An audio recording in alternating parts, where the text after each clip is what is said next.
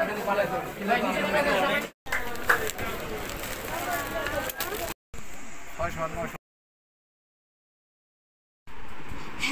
Guys, আসসালামু আলাইকুম। কেমন আছেন সবাই?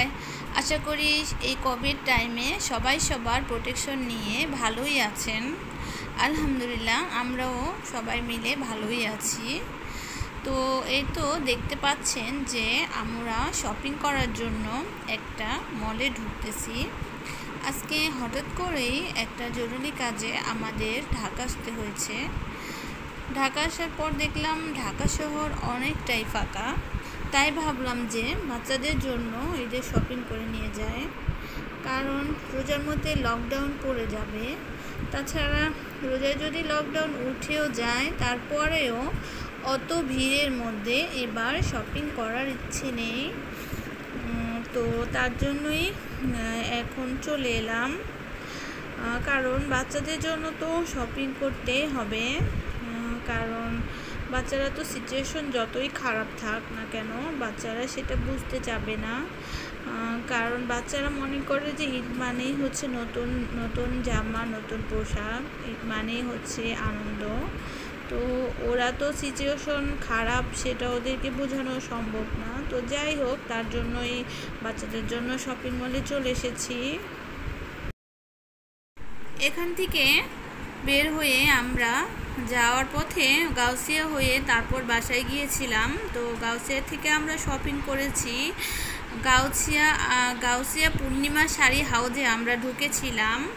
তো সেখানে যাওয়ার পর কি ঘটেছে এবং সেখান থেকে আমরা কি শপিং করতে পেরেছি কি না বা কি শপিং করেছি, তো সেটা আমার ভিডিওতে দেওয়া আছে। তো সেটা দেখার জন্য অবশ্যই আমার পুরো ভিডিওটা দেখতে হবে। এখন আমরা মেয়ে বেবিদের পার্টি ড্রেস কিংবা পার্টি গাউন পাওয়া যায় এমন একটা শপে ঢুকবো।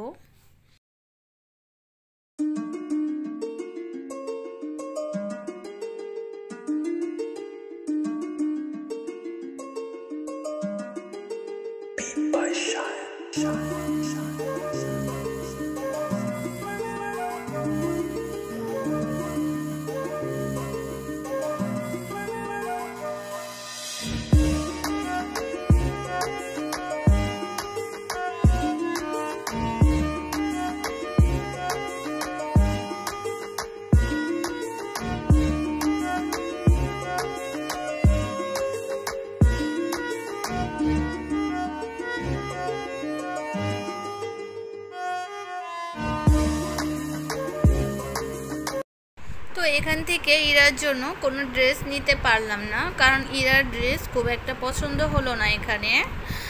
তবে ছোট বেবিদের ড্রেসগুলো খুব ভালো লেগেছে। তো তার জন্য আমার দুইটা ছোট বেবিদের ড্রেসের প্রয়োজন ছিল, তো সেটাই নিয়ে নিলাম এখান থেকে, আর তেমন কিছু নিলাম না। তো এখন হচ্ছে আমরা সিএনজিতে উঠেছি। তো এখন আমরা গাউসিয়ার দিকে যাচ্ছি। তো ওখান থেকে বাকি শপিংগুলো করে তারপরে ওখান থেকে আমরা বাসায় ব্যাক করব। তো এই তো আমরা ভেতরে ঢুকে গেছি, বাট বাহিরে আমি শ্যুট করিনি, কারণ গাউসিয়ার বাহিরে মোটামুটি ভালো ভিড় ছিল, তো লোকজন ভালোই ছিল। তো দেখা গেল যে মোবাইলটা যদি আমি বের করি তাহলে হয়তো বা একটু রিস্ক ছিল, মোবাইলটা হাত থেকে হয়তো বা টান দিয়ে নিয়েও যেতে পারে। তো কোভিডের জন্য মোটামুটি সবাই সচেতন। তো গেটের বাইরে দারোয়ান সবার হাতে জীবাণুনাশক দিয়েই তারপর এক এক করে শপিং মলের ভেতরে ঢোকাচ্ছে। তাছাড়া আমি পার্সে করে জীবাণুনাশক নিয়েও এসেছি, তো গাড়িতেও দিয়েছি। তো যাই হোক, এখন একটা লোন 3 পিসের দোকানে ঢুকেছি। তো সেখান থেকে আমি লোন 3 পিস দেখতেছি। তো আমি লোন 3 পিস নেব। তো এই তো দেখতে পাচ্ছেন, তো এটাই আমি চয়েস করেছি, আমার কাছে অনেক ভালো লেগেছে।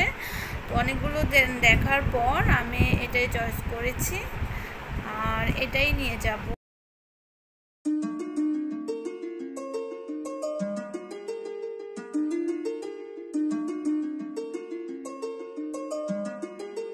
Beat by Shine.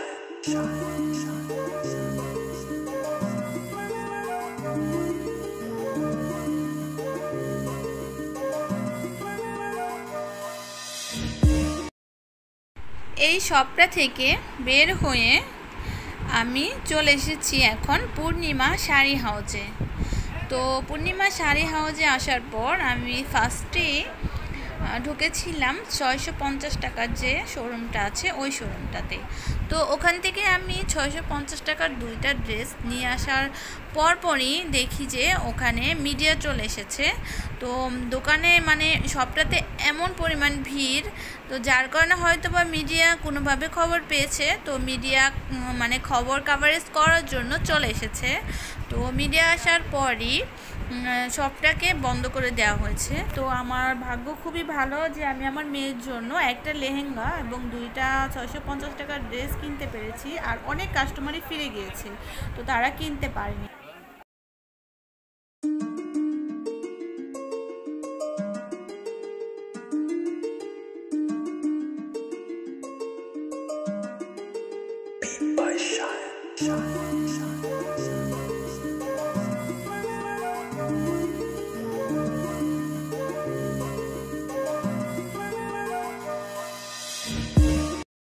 আমরা তো বাসায় চলে এসেছি। তো বাসায় চলে আসার পর ফ্রেশ ট্রেশ হয়ে এখন পূর্ণিমা শাড়ি হাউস থেকে যে দুটো ড্রেস এবং লেহেঙ্গাটা এনেছি, তো সেটা নিয়ে বসেছি আপনাদের সাথে শেয়ার করার জন্য। তো এই দুইটা ড্রেস আর এই লেহেঙ্গাটাই আমি পূর্ণিমা শাড়ি হাউস থেকে এনেছি।